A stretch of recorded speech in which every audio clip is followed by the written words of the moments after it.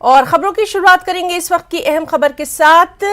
गुलाम नबी आज़ाद ने अपनी जनसभा में कांग्रेस पर निशाना साधा है। गुलाम नबी आज़ाद ने जनसभा में कहा कि मैंने खत में सब कुछ लिख दिया था, उनकी तरफ से फायरिंग होने लगी, उन्होंने मिसाइल चलाए, मैंने तो सिर्फ 303 ही चलाई थी। ये कहना है गुलाम नबी आज़ाद का एक जनसभा में, जिस पर कांग्रेस पर उन्होंने निशाना साधा है। और जिस वक्त उन्होंने इस्तीफा दिया था उस वक्त उन्होंने जो खत लिखा था उसके बारे में उन्होंने यहाँ पर लिखा है कि मैंने खत में सब कुछ लिख दिया था, उनकी तरफ से फायरिंग होने लगी, उन्होंने मिसाइल चलाए, मैंने तो सिर्फ 303 ही चलाई।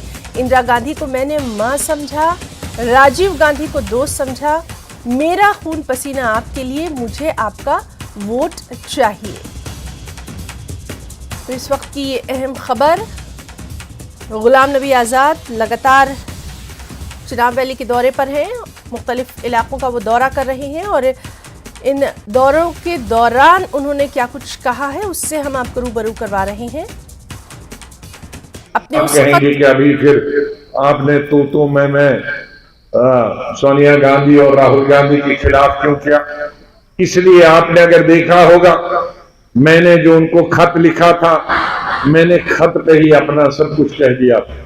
3 दिन में चुप रहा, मैंने कुछ नहीं कहा। लेकिन जब उनकी तरफ से मिसाइल चलने लगी, फायरिंग होने लगी, तो मैंने कहा कि इस्लाम में भी लिखा है और पॉलिटिक्स में भी लिखा है, धर्म में भी लिखा है, कोई अगर तुम पे हमला करो तो अपनी जान बचाओ। तो मैंने जो भी थोड़ा, उन्होंने तो मिसाइल चलाए, मैंने तो इधर से 303 ही चले, तो वो उसी में वो ढेर हो गए। अगर मैं बैलिस्टिक मिसाइल चलाता तो नजर नहीं आते। और चलिए सीधे रुख करेंगे रामबन का, हमारे साथ मौजूद है हमारे साथी बिलाल बाली। बिलाल, गुलाम नबी आज़ाद ने अपनी इस जनसभा में बहुत कुछ कहा है, आपसे तफसीलात जानना चाहेंगे, किस तरह से उन्होंने कांग्रेस पर निशाना साधा।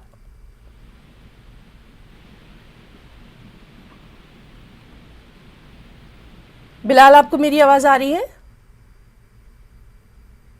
तो नाज़रीन, हम बात करने की कोशिश कर रहे हैं, हमारे साथ डिटेल्स के साथ यानी तफसीलात के साथ मौजूद रहेंगे हमारे साथी बिलाल बाली, अगर उनसे हमारी बात हो पाती है तो। इस सब के बीच आपको बता दें कि गुलाम नबी आज़ाद ने जनसभा में यानी अवामी रैली में कांग्रेस पर निशाना साधा। उन्होंने साफ तौर पर कहा कि जब उन्होंने कांग्रेस छोड़ी थी उस वक्त जो इस्तीफ़ा उन्होंने दिया था उस टाइम पे उन्होंने एक ख़त भी लिखा था जिसमें उन्होंने सब कुछ लिख दिया था। अभी आपने सुना कि किस तरह से गुलाम नबी आज़ाद ने कहा कि मैंने तो सिर्फ 303 ही चलाई थी, उनकी तरफ से मिसाइल चलाए गए, फायरिंग होने लगी। एक बार फिर से हम बात करने की कोशिश करेंगे हमारे साथी बिलाल बाली से। बिलाल, इस अवामी रैली में, अवामी जलसे में गुलाम नबी आज़ाद ने कांग्रेस पर खूब निशाना साधा है, क्या कुछ कहा है? देखिए हिना, गुलाम नबी आज़ाद साहब जो है जम्मू पहुंचने के बाद वो अपने नेटिव डिस्ट्रिक्ट जो है इनका डोडा, वहाँ के भाला भद्रवा में जो है अवामी मीटिंग का इनेकाद कल के दिन में हुआ। तो जब उन्होंने अपनी स्पीच शुरू की, सबसे पहले उन्होंने शुक्रिया अदा किया उन तमाम लोगों का कि आपका जो जोश जज्बे से लोगों से कहा कि आपने मुझे वेलकम किया। जब मैं आज कुछ भी नहीं हूँ, एक आम इंसान हूँ, मेरे पास इक़्तिदार नहीं, मेरे पास पार्टी नहीं है, तो एक आम इंसान होने के नाते उन्होंने जम्मू के वेलकम का शुक्रिया अदा किया आवाम से। वहीं भाला में आकर भी उन लोगों का शुक्रिया अदा किया कि आप मेरे होम डिस्ट्रिक्ट से है, आपने हमेशा मुझे अनकंडीशनली सपोर्ट किया है मेरे हर एक मूव में। तो लोगों का शुक्रिया अदा करने के बाद उन्होंने आवाम से ये भी अपील की कि मैं आपके लिए जो है खून पसीना एक कर दूंगा, लेकिन जब मेरी पार्टी अनाउंस होगी उस वक्त आपको वोट के तौर पर मुझे सपोर्ट करना होगा, ताकि आने वाले दिनों में जम्मू कश्मीर की जो स्टेटहुड का मसला है उस पर बात की जाएगी। उन्होंने कहा कि पहला मेरा point statehood, restoration of statehood है। उसके बाद उन्होंने कहा कि जमीनों का तहफ़्फ़ुज़ और नौकरियों का तहफ़्फ़ुज़ भी मेरी तरजीहात में शामिल है, ताकि जो यहाँ के जम्मू कश्मीर के लोग हैं, यहाँ प्राइवेट सेक्टर का उतना स्कोप नहीं है, यहाँ की जो मैक्सिमम पॉपुलेशन है वो सरकारी नौकरी पर मुनहसर है, तो उसको भी महफूज किया जाएगा। लेकिन कंक्लूजन पे सबसे जो अहम बात है, जो हेडलाइन हमारी है कि उन्होंने कांग्रेस पार्टी पर जो है कड़ा निशाना साधा।